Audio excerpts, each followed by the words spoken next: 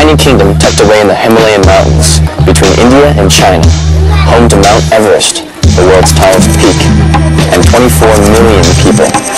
It's also one of the poorest countries in the world. A third of its children have never been to a school, and it's been estimated that there are 2.6 million working children in the country.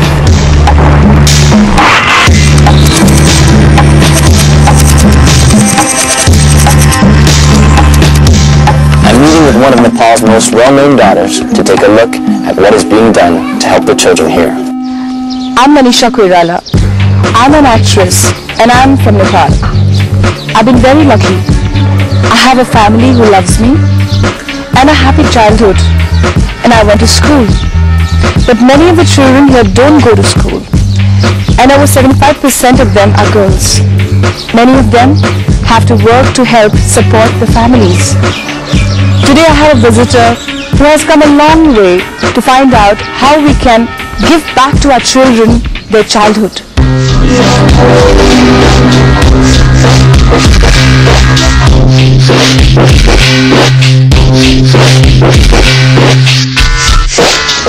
Over 40% of the children are working in the country today.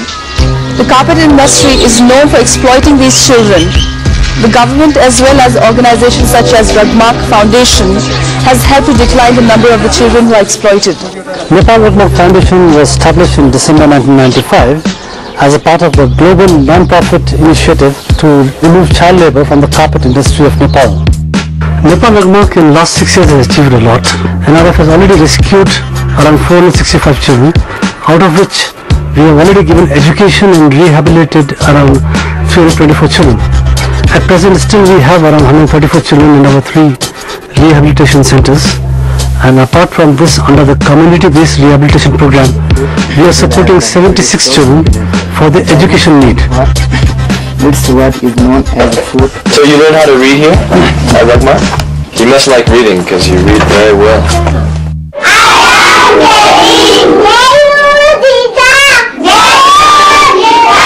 Well, this 3-Mitra cooperative school is basically part of Indomati Cooperative Society, and Rugmark has tied up with them to run one of its rehabilitation center because we believe in community support, and our children are studying in their school, and they have been supporting us in terms of accepting the carpet children, which is normally a difficult thing to happen in the normal terms in other schools. It's kind of an interesting system that they have set up here. Very codependent and very integrated. But at the same time, Rugmark to me is a very unique business. They're kind of in the business of eradicating themselves, of eradicating the problem of child labor in the rug industries. But yet at the same time, they're very dependent on the rug industries to fund the support for the children, their education, the schooling, the clothing, the meals, etc. We provide them all education material, fees, uniform, stationery and everything. And then we have recently started the daycare centers, which is a good achievement for NRF in terms that the workers have been able to give a better output to their owners, and which makes us more acceptable to the carpet industry people. A lot of progress has been made in stemming out child carpet laborers in Nepal, but more needs to be done to take children out of the workplace. From the farms, brick factories, construction sites, hotels and restaurants, wherever they are exploited as cheap labor.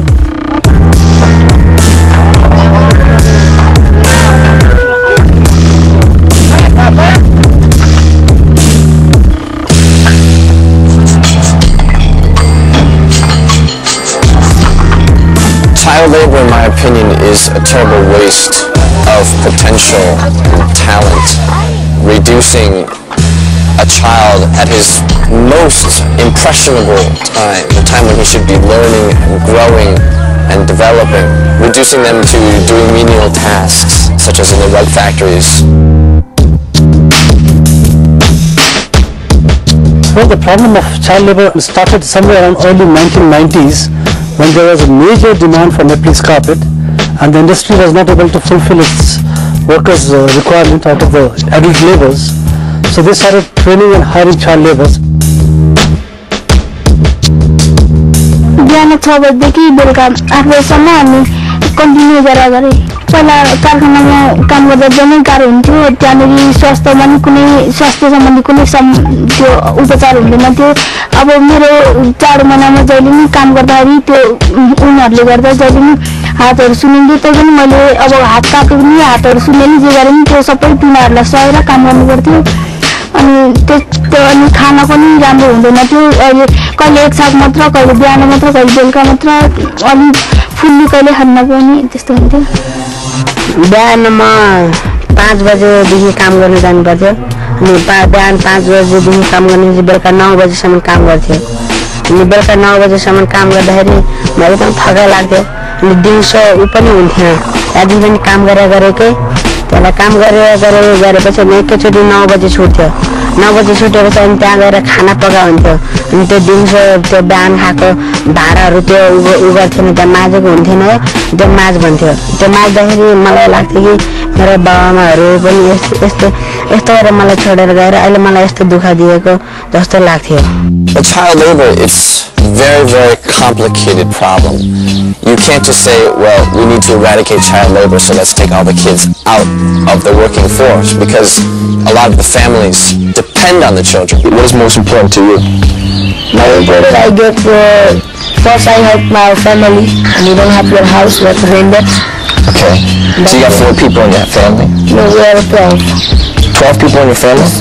How old were you when you started working here? Before I'm 5 years old, that time I'm working. In 2 years I selling in little bag, and 5 years when I guiding in there.